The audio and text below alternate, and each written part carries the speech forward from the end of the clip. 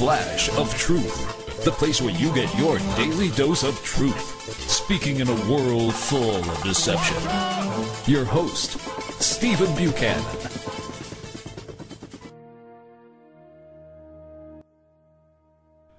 I want to thank you for tuning in to Flash of Truth. This is Buchanan Report for Monday, February 27, 2012. Today I want to ask a question. Is President Obama either A, very pro-Islamic, or B, just a flat-out Muslim, a radical Muslim, or C, both? You know, I was doing some research, and of course, if you've been to Buchanan Report, I've been posting a lot of articles, even in the last, let's say, 2 weeks, that put, isolated together. I mean, if you have them in there, you're just reading them one by one without really connecting the dots. It's interesting, but when you start to connect the dots, then it gets real interesting. And tonight we're going to connect the dots because I believe that America is not safe with the current president that we have. And the reason that I believe that we're not safe is because I believe that he is either A, very pro-Islamic, or B, he's a Muslim. And what gets really interesting about this is I'm just going to start with some of his own words. Out of books he's written or inaugural speeches that he's given, or, this is the actual words, and I'll leave a link for it under the podcast, but this is actual words from President Obama. And here's some things he said. He says, the person who made me the proudest of all was my half-brother Roy.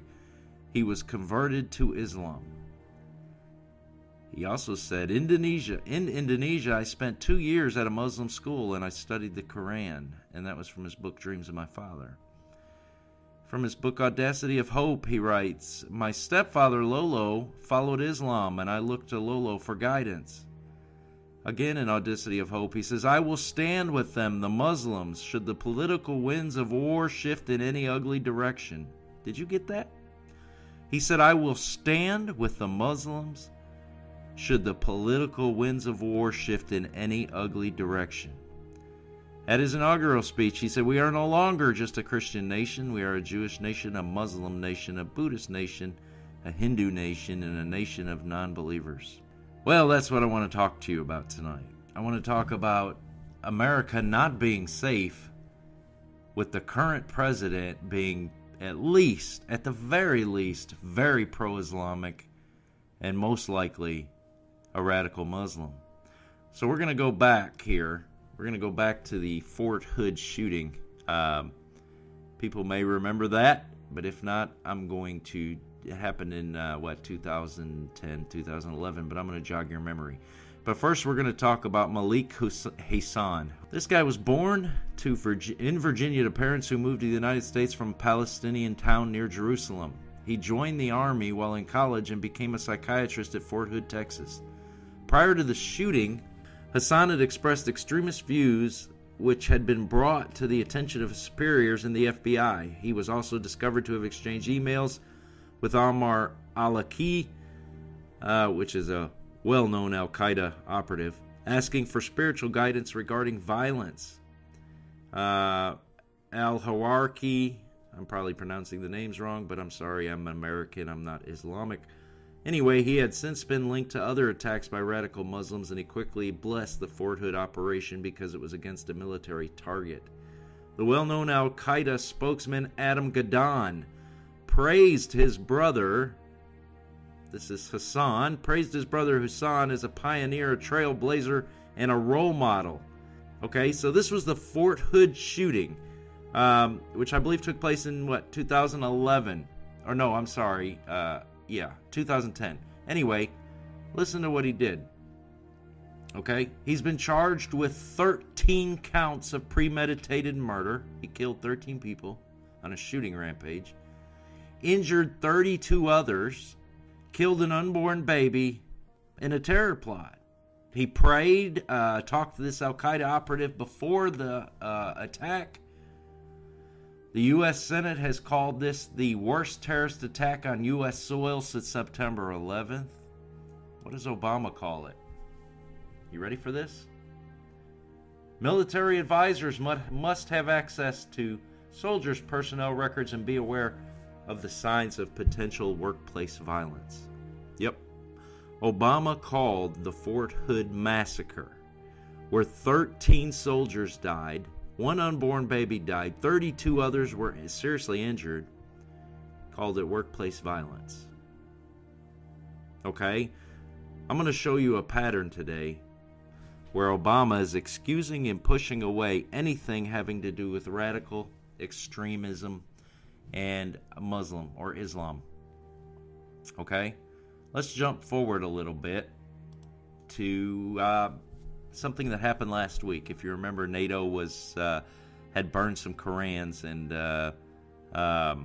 well, let me just read the story to you, a little bit of the story. 2 U.S. troops were shot dead today by Afghan soldiers as violence raged across the country in response to Korans being burned. The gunmen opened fire after calls from the Taliban insurgents to attack U.S. military bases in revenge attacks for U.S. troops setting fire to Muslim holy books. The attack took place during a protest outside a U.S. military base. It is the worst case of violence in 3 days of unrest that began when the Korans used by former Afghan detainees at NATO's Bagram Air Force Base were among rubbish taken to a burn pit and recovered by Afghans working there. Okay? So we have dead soldiers. We have at least 2 soldiers that were shot in the head, to my understanding, execution style. And what does our president do? He sends a letter to the Afghan president basically begging for his forgiveness and apologizing that the Korans were burned. But he never mentioned the death of 2 U.S. soldiers. Let's keep going, shall we? Obama issues a statement to law enforcement and says, stop linking Muslims to terrorism. In yet another politically correct orthodoxy, President Barack Obama's White House plans to tinker with federal police for counterterrorism training classes, according to Beltway public interest organizations. The first bit of revamping is the removal of all material that groups such as the Council on American Islamic Relations, or CARE, find offensive or containing a negative image of Muslims. It's a government-wide call to end Islamophobia, according to a blog by a Washington, D.C. based watchdog group that investigates, exposes, and prosecutes government corruption. So basically, Obama is saying to law enforcement, stop linking Muslims to terrorism. You're offending them. Wow. Senator McCain came out today with charges that the White House was leaking Israeli meetings. Senator John McCain charges that the Obama administration is intentionally undermining Israel in its standoff with Iran. I'll just read a little bit of this here. Senator John McCain on Sunday lashed out at the Obama administration's handling of rising tensions between Israel and Iran. McCain told CNN State of the Union that the administration intentionally leaked to the media the reason for the U.S. National Security Advisor's trip to Israel to try to persuade Israel not to attack Iran. McCain went on to say that the leak weakened Israel's standing in its face-off with Iran, and it rightly angered Israeli Prime Minister Benjamin Netanyahu and strained U.S.-Israel relations even further. McCain said the Prime Minister has every right to be upset. I can understand why our relations are in very bad shape right now. This is the second time in as many weeks that McCain has openly criticized senior U.S. officials for their conduct towards Israel and its standoff with Iran. Last week, McCain backed Prime Minister Netanyahu in a flare-up with the Pentagon, saying, there should be no daylight between America and Israel in our assessment of the Iranian threat. Unfortunately, there clearly is some. McCain went on to add that differences between Washington and Jerusalem over Iran have caused significant tension, adding there's very little doubt that Iran has so far been undeterred to get its nuclear weapons. In recent months, Obama administration officials have leaked secret strategy meetings with Mossad chiefs on Iran, as well as Israel's timetable for an Iran strike. They have also taken the unprecedented step of siding with Iran and accusing Israel of supporting some group of Iran in an assassination campaign targeting Iranian nuclear scientists. So what is Obama now doing here? He's undermining Iran.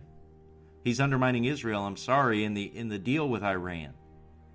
Now, I'm not a big war person, and I'll be the first to tell you I can't stand war because it's mostly for oil. But if Iran does in fact get a nuclear weapon and they're not stopped, it's over, folks. They believe that getting a nuclear weapon and dumping it on the state of Israel is the way to bring about their Messiah. This is not a game. This is serious theology that they believe. And that's what they're set to do. And America should be standing behind Israel. Period. McCain's right. There should be no breathing room between America and Israel. But unfortunately, because we have a pro-Islamic president, at the least, probably a Muslim, who with his own words, said he's going to side with the Muslims. Above all, of course we have this problem, right? Folks, it's getting interesting. Here's another report that came out today. Listen to this. It appears that the Obama administration is in bed with the Muslim Brotherhood. It appears that Obama and the Muslim Brotherhood are in bed. Dr. Issam Abdullah, an Egyptian liberal intellectual, in an article published last October, refers to certain reports coming out of Washington. He goes on to say these reports reveal the depth of the below-the-surface coordination between the Council of American Islamic Relations, oh, here we are with CARE again, Hamas, Hezbollah, the Iranian regime, and the Muslim Brotherhood in Egypt, Syria, Tanzania, Libya, and Jordan. This bloc of regimes and organizations is now becoming the greatest Islamic radical lobby ever to penetrate and infiltrate the White House, Congress, the State Department, and the main decision-making centers of the U.S. government. All of this is happening in a time when the U.S. government is going through its most strategically dangerous periods in modern times because of its need to confront the Iranian regime, which is expanding in the Middle East as well as penetrating the United States' very powerful and influential allies. The popular revolts in the Arab world and the Obama administration's positions toward them were determined by political battles between various pressure groups in Washington.